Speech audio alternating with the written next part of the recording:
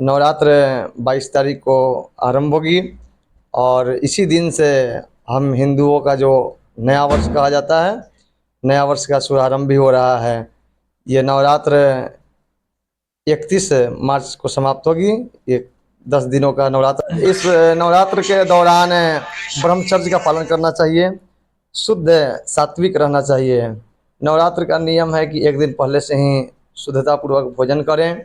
तो माता की पूजा, जगत जननी जगदम्बा की पूजा है, इससे शक्ति की प्राप्ति होती है। तो शक्ति किसको नहीं चाहिए? माता की पूजा से शक्ति की, सर्वशक्ति की प्राप्ति होती है। माता जी का 9 रूप है, 9 रूपों का पूजन।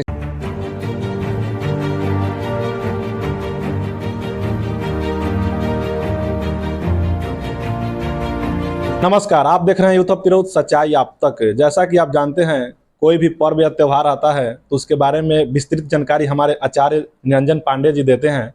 और पुनः एक बार फिर से सामने नवरात्र आ रही है और हमारे साथ जुड़ चुके हैं आचार्य निरंजन पांडे जी और इस नवरात्र के बारे में विशेष जानकारी लेंगे।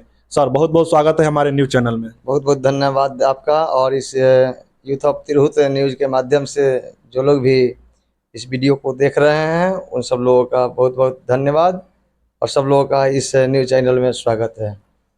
सामने नवरात्र आ रही है, कब चल रहा है नवरात्र? नवरात्र 22 तारीख को आरंभ होगी और इसी दिन से हम हिंदुओं का जो नया वर्ष कहा जाता है, नया वर्ष का शुभारंभ भी हो रहा है। ये नवरात्र 31 मार्च को समाप्त होगी। ये 10 दिनों का नवरात्र है। 22 तारीख को कलश स्थापन का सुबह से समय है और इस बीच में जो रामनवमी का महापर्व है 30 मार्च को है और 31 मार्च को दशमी है। दशमी के दिन नवरात्रि का समापन होता है। नवरात्र, इस बार नवरात्र में दुर्गा जी का जो आगमन हो रहा है, सवारी क्या है? देखिए, दिन के अनुसार माता जी के आगमन का और गमन का विचार होता है। तो माता जी का आगमन इस बार बुधवार को हो रहा है।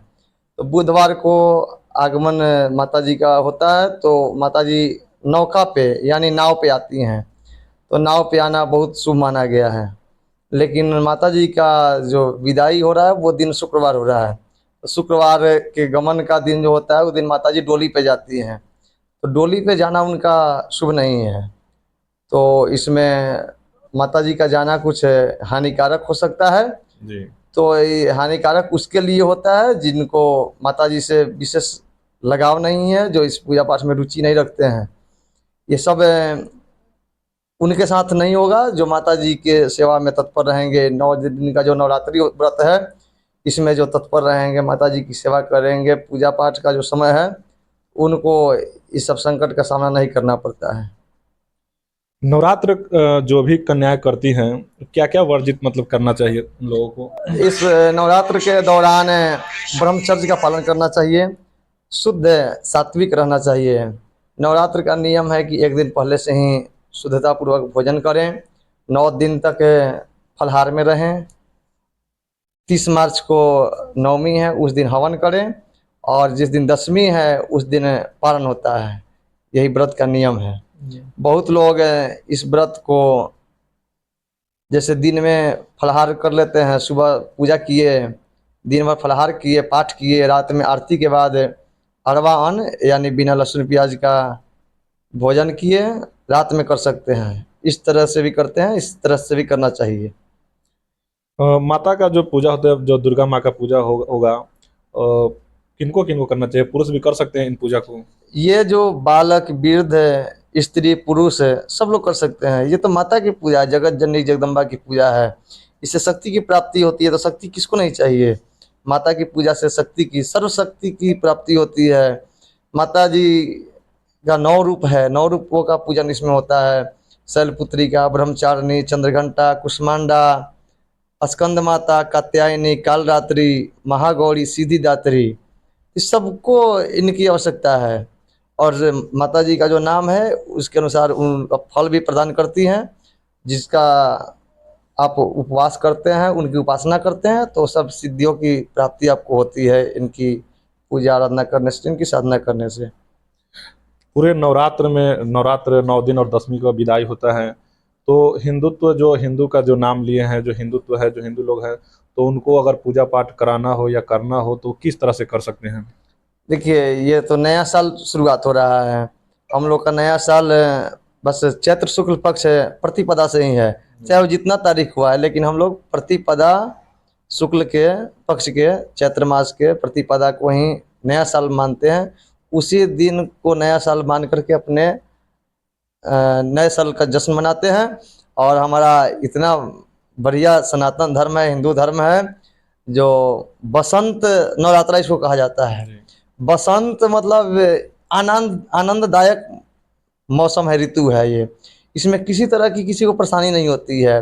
इसमें अब देखिएगा, अब ये जो अब बसंत नवरात्र आ रहा है, नया साल का जो शुभारंभ होगा, आप पेड़ पौधों पे देखिएगा, पतझड़ पहले ही हो जाता है। जैसे ही प्रतिपदा तिथि आएगी, उस समय से पूरे पेड़ पौधे में हरियाली आएगी, बसंत ऋतु आएगी और आनंददायक मौसम हो जाता है।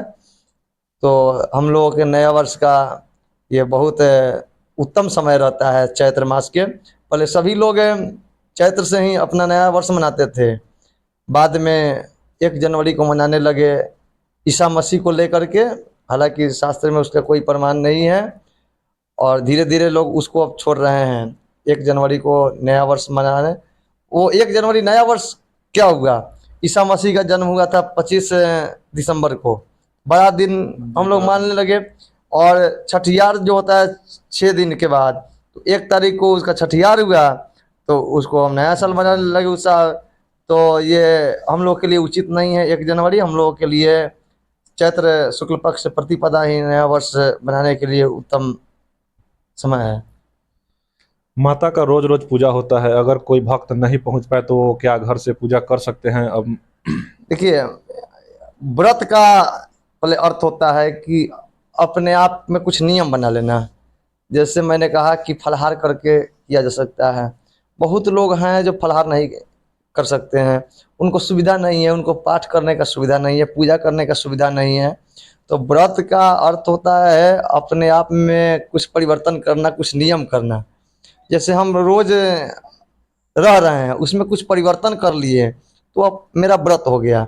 तो नवरात्रि आवर में जिनको पूजा पाठ करना संभव नहीं है, उनके लिए अगर शुद्धता पूर्वक अगर रहते हैं, ब्रह्मचर्य पूर्वक रहते हैं 9 दिन, भले अन्न ही खाते हैं, लेकिन अगर शुद्ध अन्न खा करके अगर 9 दिन ब्रह्मचर्य पूर्वक रहते हैं, तो उनको भी नवरात्रि व्रत का फल मिलेगा।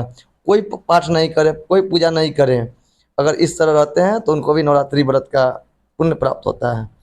लास्ट क्वेश्चन मेरा यही रहेगा कि आप बोले हैं कि जो माँ का विदाई हो रहा है वो उचित नहीं है, तो इसके लिए क्या? उचित नहीं लिखा हुआ है कि शुक्रवार को अगर माता का विदाई होता है, तो माता जी डोली से जाती हैं। डोली से गमन उनका मरण का संकेत है, मृत्यु का संकेत। तो इसको दूर करने के लिए हमको माता जी का विधि विधान से पूजा करना चाहिए, उनके भक्ति में लीन होना चाहिए, उनकी साधना करनी चाहिए। जो लोग माता जी के साधना करते हैं, पूजा पाठ करते हैं, लीन रहते हैं, उनके यहाँ किसी तरह का संकट नहीं आता, इसमें कोई संशय नहीं है। जाते जाते भक्तगणों के लिए क्या संदेश देना चाहते हैं? जाते जाते भक्तगणों के वो यही कहना चाहते हैं कि ये जो अपना नया वर्ष आ रहा है, बहुत सुंदर संयोग है। माता जी की साधना के दिन से ही नए वर्ष का शुभारंभ होता है।